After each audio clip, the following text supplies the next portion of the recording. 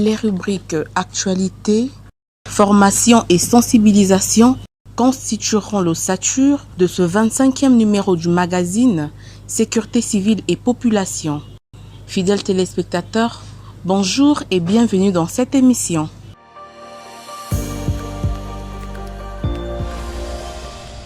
Sous le patronage du ministre de l'Intérieur, de la décentralisation et du développement local, les élèves de la gendarmerie de la 13e promotion ont porté leurs insignes de grade de maréchal des logis. Cela s'est déroulé le vendredi 28 avril 2023 à l'esplanade du complexe sportif de la Concorde de Kintélé lors d'une cérémonie marquant la fin de leur formation. Suivons donc ce reportage.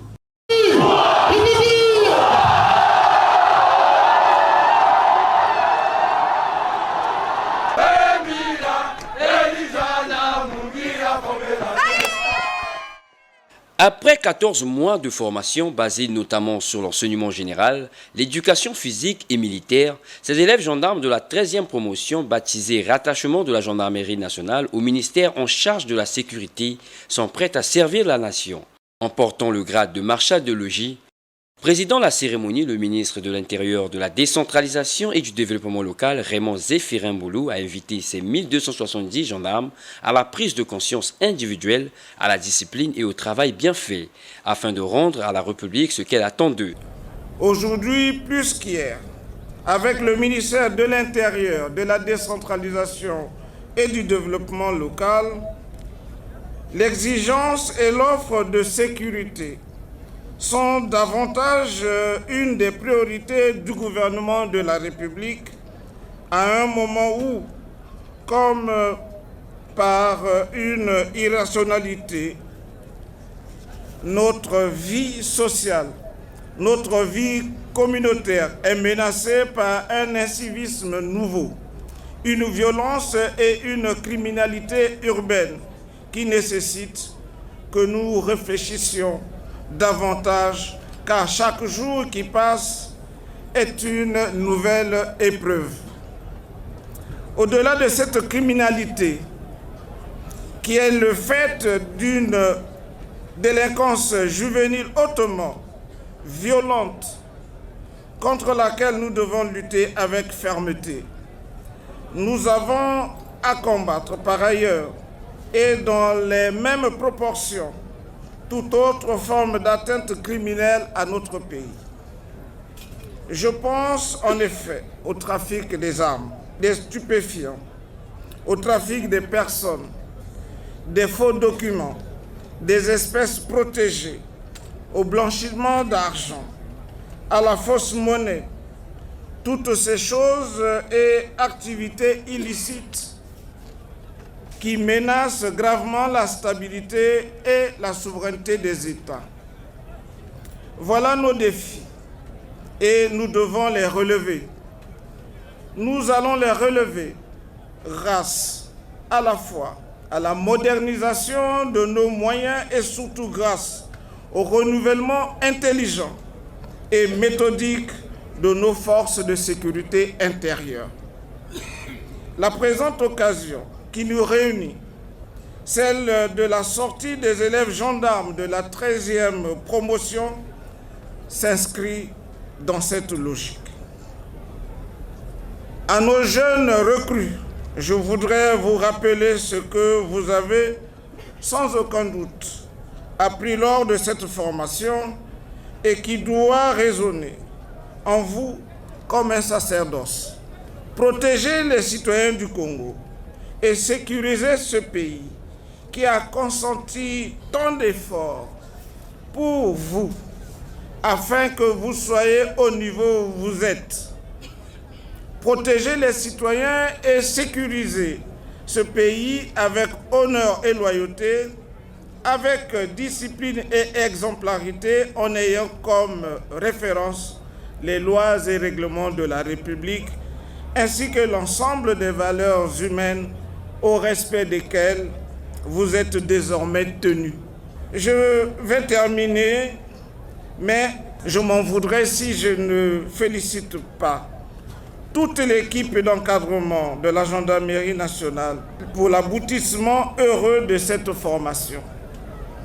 La disponibilité, la rigueur, l'esprit d'initiative dont elle a fait preuve m'ont été rapportés avec énormément d'éloges. Je n'oublie cependant pas les parents auxquels j'adresse mes félicitations pour le succès de leurs protégés.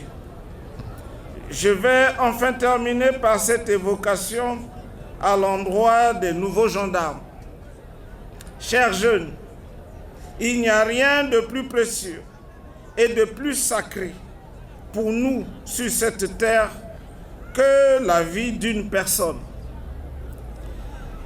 Et quel noble métier que celui de travailler au quotidien à lui garantir cette vie en lui offrant la tranquillité et la sécurité.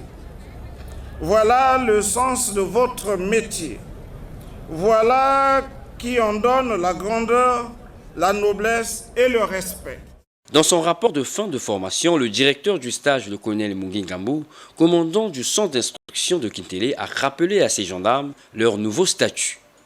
Voici en quelques mots ce que nous avons retenu de dire à propos du parcours de cette 13e promotion des gendarmes, que nous considérons comme globalement aptes à leur premier emploi en unité pour servir et consolider les acquis que nous avons construits durant ces 14 mois. Pour notre part, nous pouvons dire que la mission est accomplie. Et pour terminer, je voudrais dire toute notre gratitude, celle de tous mes subordonnés ainsi que la mienne propre, à Monsieur le ministre de l'Intérieur, de la décentralisation et du développement local, au commandant de la Gendarmerie nationale pour la confiance exprimée à notre endroit, en nous confiant cette grande responsabilité de participer à la noble mission qui consiste à préparer l'avenir par la transformation de l'homme. Tout au long de ce processus qui se termine aujourd'hui, nous avons bénéficié d'un soutien constant de la tutelle au travers des grands subordonnés de Monsieur le ministre et nous en sommes infiniment reconnaissants. Quel nom portera notre promotion? Votre promotion portera le nom rattachement de la Gendarmerie nationale au ministère en charge de la sécurité. Monsieur le ministre. Instruction bien reçue.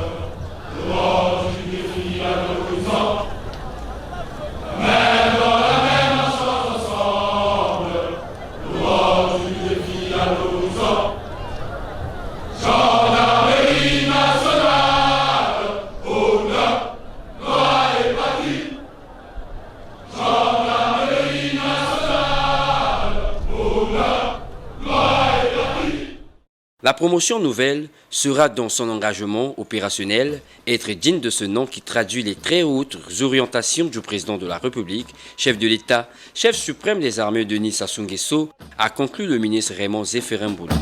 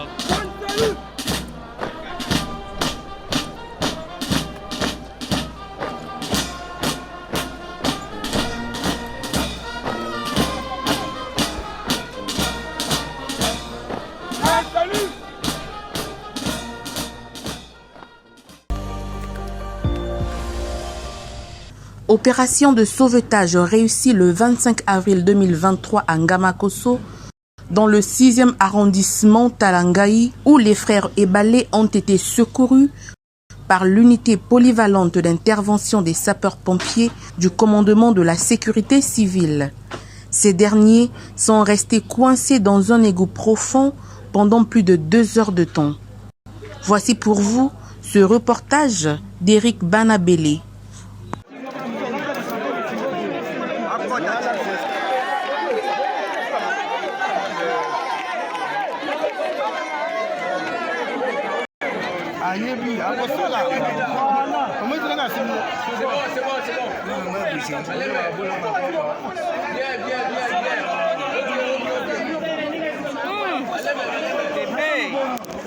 James.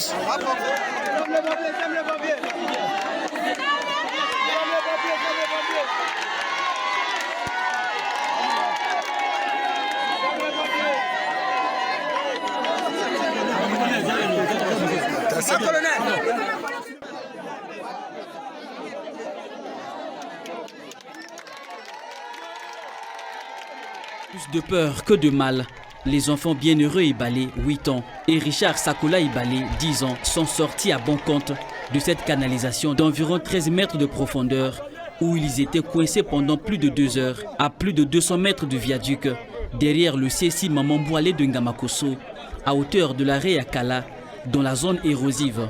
Il a fallu un peu plus d'1 heure aux sapeurs-pompiers pour mener cette opération de sauvetage avec l'appui des agents du commissariat de police de Ngamakoso. On a fait une brève reconnaissance. On a constaté qu'il y a eu 2 enfants, des frères. Il y a le premier qui s'amusait vers les égouts. Il a fait une chute libre. Et le grand frère a dit non, je ne vais pas laisser mon petit frère comme ça. Je suis son petit frère. Les 2 coincés dans le trou. Voilà pourquoi ils nous ont appelés, en tant que spécialistes sapeurs-pompiers. Nous sommes arrivés avec nos matériels spécifiques et on a fait le sauvetage en excavation. En général, on ne peut pas dire que c'est facile, mais nous sommes expérimentés. Ça, c'est notre service, le delà quotidien. Nous avons le matériel adéquat, tel que vous constatez, pour descendre et puis remonter. Ce n'était pas difficile pour nous parce que nous sommes spécialistes. Nous avons eu une équipe de sauvetage, 2 binômes, binôme de sauvetage et binôme explorateur, c'est-à-dire le binôme qui descend pour prendre les enfants et le binôme qui reçoit les enfants. Donc ça fait 2 binômes, ça veut dire 4 personnes. Après cette opération réussie et saluée par les populations, les services de la sécurité civile ont conduit les 2 enfants à l'hôpital de référence de Talangaï pour une prise en charge médicale. La sécurité civile qui exhorte les parents à renforcer la sécurité des enfants afin d'éviter ce genre d'accident qui pourrait causer l'irréparable si ce grand égout était rempli d'eau. Nous avons voulu, nous commandements, vous adresser nos chaleureuses félicitations pour l'action menée en faveur des 2 enfants qui ont été sauvés dans le collecteur de Ngamakoso. Vous avez vous-même vu que la population s'est montrée très satisfaite et a même manifesté sa joie à la sortie des 2 adolescents. Et là, vous avez fait honneur à la structure par votre rapidité d'intervention, par votre professionnalisme. Et nous voulons vous encourager pour cela et vous dire qu'il faut persévérer dans cet élan. C'est ce que nous attendons de votre unité qui est l'un des fleurons du commandement de la sécurité civile. C'est une unité d'élite et la vocation à être une unité d'élite. Il faut donc multiplier ce genre d'action, ce genre d'exploit qui, en plus, est couvert de la satisfaction de la population. Parce que notre raison d'être, c'est la population. Si nous ne pouvons pas travailler au profit de la population pour sa sécurisation, eh bien, il n'y a pas de raison d'exister. Et à travers un acte comme ça, la population se dit oui, nous pouvons compter sur les sapeurs-pompiers congolais. Donc le commandement vous dit merci et vous encourage dans ce genre d'exploit.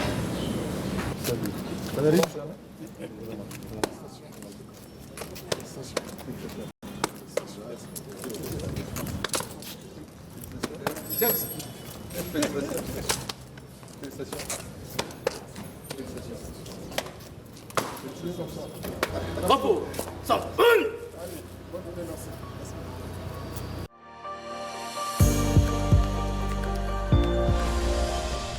Dans le respect des accords signés entre la société Faki Congo et le commandement de la sécurité civile, 6 agents de cette société ont été formés sur la prévention et la lutte contre les incendies en milieu professionnel.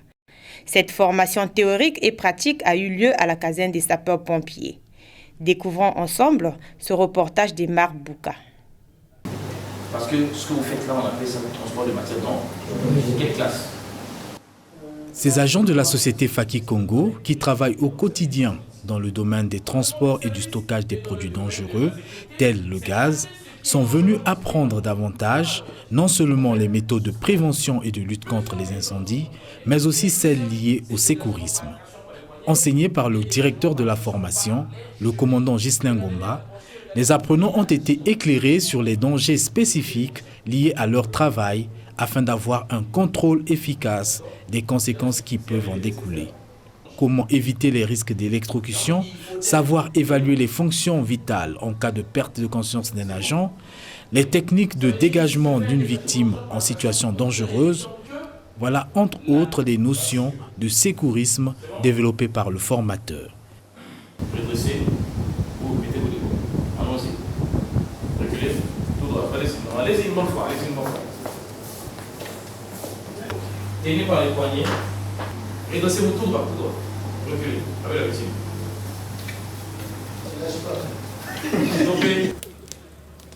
L'incendie est un feu dévastateur qui peut menacer la sécurité physique des personnes, des biens et même de l'environnement. Ici, les agents de Faki Congo ont appris à lutter contre les incendies de classe A, B et C en appréhendant les mécanismes du feu dont la naissance dépendra toujours de la présence combinée de 3 éléments, à savoir le combustible, l'oxygène et l'énergie. Ainsi donc, pour éteindre le feu, il suffit de retirer un de ces 3 éléments précités. Donc l'incendie, c'est une combustion incontrôlée, d'accord? Le feu, c'est une combustion contrôlée, contrôlée par l'homme. Classe B, exemple. Liquide. Comme exemple de liquide. Pétrole, essence. Classe C. Le gaz, quel gaz de cuisine, comment on appelle ça? Le butane. Mais vous vendez le butane ou pas? Oui. Mais c'est la classe C. Le formateur leur a aussi présenté les différents moyens d'extinction du feu et les types d'extincteurs. L'extincteur à eau n'est plus utilisable parce que c'est une perte. Mettre de l'eau seulement dans la bouteille. Il va seulement éteindre le feu de classe A, le feu. Donc on doit remplacer par le nouveau. Vous voyez, il faut qu'on écrive en gros caractère extincteur. Il éteint le feu de classe A, B et C. Matérialisé par les pictogrammes ici, là. Regardez. J'ai ici la classe A, on a mis le bois. J'ai ici la classe B, on a mis le G4. J'ai mis la classe C, on a mis le symbole de gaz. J'enlève la copie. Directement, je teste l'appareil. PMA. Il est oxydé lorsqu'on me dit enfoncé. Vous voyez, donc on me demande de le mettre en pression. Extincteur à eau. Distance expérimentale, 3 à 4 mètres. D'accord? Ce qu'on appelle la portée de la lance. Vous ne devez pas parcourir plus de 15 mètres pour aller dans l'extincteur. On a fait le SST, santé, sécurité au travail. On a fait aussi sauveteur et secouriste au travail. Aujourd'hui, c'est notre dernier jour, on fait la lutte contre l'incendie. La prévention, comment lutter l'incendie, analyser les types de feux, comment éteindre le feu et connaître la différence entre l'incendie et un départ de feu. Pourquoi il y a eu départ de feu, pourquoi on est arrivé au niveau de l'incendie.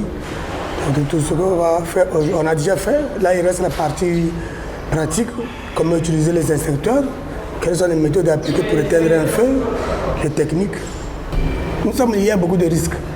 D'abord, si nous sommes dans les hydrocarbures, les risques, comment je peux dire, fuite, par exemple, de produits, pendant le transport. Si on a, et dans les villages, s'il y a une fuite, quand vous arrêtez, les villageois viennent quand même vous interroger. Et quel endroit, nous racontons aussi les feux sur la route. Quand nous faisons le transport de produits, tantôt on brûle les brousses, les savanes. Ça, c'est un risque. Et à ce moment-là, quelles sont les méthodes à appliquer? Étant donné que je sais que j'ai une bombe derrière moi et j'ai un feu devant moi, à ce moment-là, on devrait prendre les décisions. Donc nous avons beaucoup de risques. Les agents de secours de la société Faki Congo sont ensuite passés à l'action en utilisant les extincteurs à pression permanente ou auxiliaire pour éteindre le feu. La base, ça va. Donc ce qui tire, ça va. Le sens du vent, vous respectez le sens du vent. Avancez, vous avez peur, regardez. Allez, attaquez la base, les flammes, voilà, c'est comme ça, ça va. Voilà.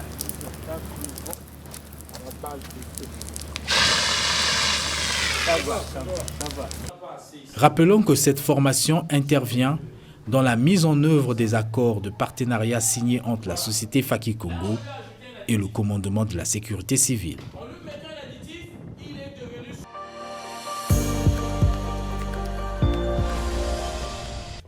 Plus de 70 étudiants en QHSE de l'Institut Congo Technologie ont effectué une visite guidée au centre de secours principal des sapeurs-pompiers du centre-ville de Brazzaville. Question pour eux de faire une étude comparative entre leur savoir et le savoir-faire des sapeurs-pompiers. Cela s'est déroulé le jeudi 27 avril 2023. Suivez donc ces notes de reportage d'Emar Bouka. Se faire une idée claire et nette des missions des sapeurs-pompiers, comprendre la lutte contre l'incendie en milieu professionnel et domestique, comparer les connaissances apprises en classe et celles mises en évidence sur le terrain par les sapeurs-pompiers, voilà plus ou moins des raisons qui ont motivé les responsables de l'Institut de formation professionnelle Congo Technologie à faire cette visite guidée au centre de secours principal des sapeurs-pompiers du centre-ville de Brazzaville. L'Institut de formation CETEC est une école agréée par l'État qui s'est donné pour mission d'assurer la formation des jeunes dans de divers métiers.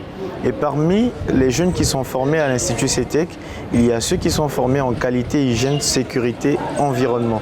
Cette visite à la sécurité civile nous permet de donner l'opportunité aux jeunes de comprendre les missions de cette institution, qui est une institution qui est spécialisée dans le domaine de la protection des personnes en danger et la prévention des risques. Donc ici, nous sommes venus pour pouvoir permettre aux jeunes de comprendre les réelles missions de cette institution et aussi de pratiquer, de tâter ce qui se fait sur le terrain et de manière professionnelle. On est venu ici pour booster un peu les connaissances de ces étudiants en matière pratique sur les instruments qu'on peut utiliser pour la lutte contre toute forme d'incendie qui existe dans la vie. Par exemple, un départ de feu par exemple à la maison, qu'est-ce qu'un étudiant pouvait faire pour lutter contre ce départ de feu? Il ne doit pas avoir peur, ce qu'il doit faire, il doit utiliser les moyens de bord. Comme chez nous, on n'a pas des extincteurs, on a l'unique extincteur moyen pratique qu'on peut utiliser à la maison, c'est le sable par exemple, ou l'eau. Mais l'eau, il faut savoir à quel moment utiliser l'eau, parce qu'on ne peut pas utiliser l'eau lorsqu'il s'agit d'un feu de type électrique par exemple. Ça, c'est un danger potentiel. Donc on utilise le sable. Le sable, c'est un instrument qu'on peut utiliser même au village. Mais dans le milieu professionnel, on utilise l'extincteur parce que c'est un premier moyen qu'on peut utiliser avant de pouvoir appeler les sapeurs-pompiers qui viendront avec un moyen plus important. Les 70 apprenants en QHSE, qualité, contrôle, sécurité et environnement, ont confronté leurs connaissances à celles des sapeurs-pompiers en parcourant plusieurs ateliers. Au centre d'appel où se traitent les informations des personnes en danger, ces étudiants ont appris à donner une alerte au 118 en cas de détresse. Des interventions des sapeurs-pompiers nécessitant des moyens roulants, ces derniers ont aussi passé en revue les différents véhicules comme les ambulances, les citernes, les véhicules équipés d'échelles et de grues qui aident au dégagement des victimes sous les décombres. Ce parcours n'a pas laissé indifférente cette étudiante. Dans le premier atelier, nous avons appris comment manipuler les extincteurs. On nous a dit qu'il y a des différents types d'extincteurs par rapport au type de feu. Il y a des extincteurs qui traitent les feux de type A, par exemple tout ce qui est combustible, tout ce qui brûle, les tissus ou les papiers. Et il y a des extincteurs de type B qui s'occupent de tout ce qui est hydrocarbures. Et il y a des extincteurs de type C qui s'occupent des gaz. Ensuite, nous sommes venus ici. Ici, on s'occupe de tout ce des accidents ménagers, par exemple dus à l'électricité au niveau des ménages ou lors d'une chute d'une personne à la maison. Donc, tout ce qui se passe à la maison, en fait. Être un bon agent de secours implique aussi une bonne connaissance des gestes qui sauvent. C'est le but de cet atelier de démonstration des gestes importants à utiliser dans divers cas. Pour éviter l'hémorragie, lorsqu'une personne est blessée au cœur, il faut... Que faire? Ne retirez pas. Ça est là. On ne retire pas. Ça est là comme ça. Tu peux bouger. Si vous avez un objet tranchant pointé au niveau du thorax, que ce soit le couteau, le pinceau, c'est là comme ça. On ne retire pas. Ne retirez pas. Vous cherchez même un foulard propre. Vous entourez ici. Autour du stylo. Et vous le mettez les pieds légèrement surélevés. Comme ça. C'est pour comprimer le thorax. C'est pour comprimer le thorax et ça diminue aussi l'hémorragie. Vous restez comme ça, dans cette position. Et vous appelez les pompiers. C'est bon, ne retirez pas le stylo là. Parce que vous savez, ici, on a l'estomac qui est là. Il y a le cœur, il est là. Il y a beaucoup d'organes qui sont là. Parfois, le stylo là, c'est dans. Dès que c'est rentré, ça peut perforer parfois le cœur. Parfois, ça peut perforer l'estomac. Ou un autre organe. Dès que vous retirez ça par la force, donc tu aggraves encore la situation. Parce que généralement, les pieds, ça est là comme ça là. Dès qu'on arrive à l'hôpital, c'est directement au bloc opératoire. Là, on parle de tout type de plaie au niveau du thorax. Que ce soit par un objet tranchant ou pas, c'est dans cette position. Il faut garder notre... La position demi-assise et la position latérale de sécurité PLS permettront de prolonger la vie d'une victime en attente d'une assistance. Ces deux positions facilitent la respiration et peuvent aider la victime à maintenir ou à reprendre conscience. Lorsque quelqu'un s'évanouit, comment nous pouvons prendre la personne, lorsque la personne est couchée, nous venons auprès de la personne tout derrière son dos, nous allons fléchir nos pieds et ensuite le poser sous notre thorax ou encore utiliser une chaise, mettez en position de derrière, genre suspendu, et poser son dos et ensuite appeler les sapeurs-pompiers, ils sont 18. Et cette position est appelée précisément la position demi-assise. Ça nous a quand même aguerris, c'est-à-dire qu'on voit qu'ici, vraiment, il y a du matériel. S'il n'y avait pas de matériel, on ne pouvait pas quand même montrer à ces étudiants-là comment utiliser ces matériels-là.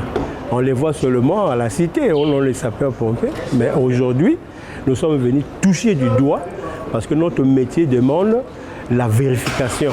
Parce que si vous n'avez pas vérifié, vous n'avez pas le droit à contrôler.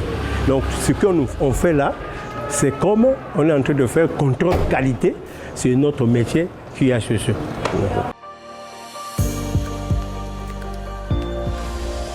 Fidèles téléspectateurs, clore est le principe de tout commencement, dit-on. C'est par là que nous mettons fin à ce 25e numéro du magazine Sécurité. sécurité civile et population. Supervision, commandement de la sécurité civile. Prise de vue, Georgelin Massamba. Réalisation, Emar Bouka. Bonne suite de programmes sur Télé Congo.